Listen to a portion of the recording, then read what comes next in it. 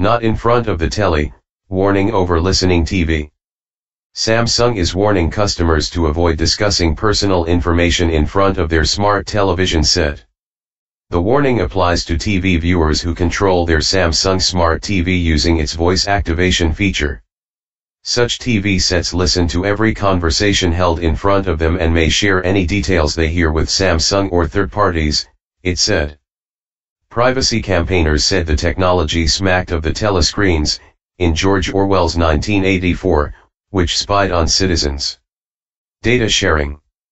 The warning came to light via a story in online news magazine The Daily Beast, which published an excerpt of a section of Samsung's privacy policy for its net-connected smart TV sets. The policy explains that the TV set will be listening to people in the same room to try to spot when commands are issued.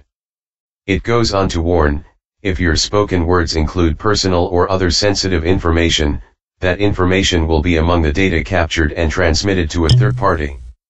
Corinne McSherry, an intellectual property lawyer for the Electronic Frontier Foundation, EFF, which campaigns on digital rights issues, told the Daily Beast that the third party was probably the company providing speech-to-text conversion for Samsung.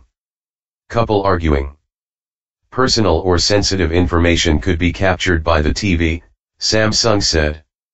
She added, if I were the customer, I might like to know who that third party was, and I'd definitely like to know whether my words were being transmitted in a secure form. Soon after, an activist for the EFF circulated the policy statement on Twitter, comparing it to George Orwell's description of the telescreens in his novel 1984 that listen to what people say in their homes. In response to the widespread sharing of its policy statement, Samsung has issued a statement to clarify how voice activation works.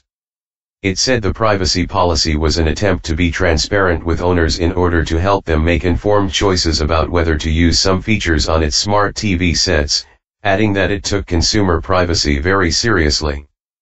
Samsung said, if a consumer consents and uses the voice recognition feature, voice data is provided to a third party during a requested voice command search.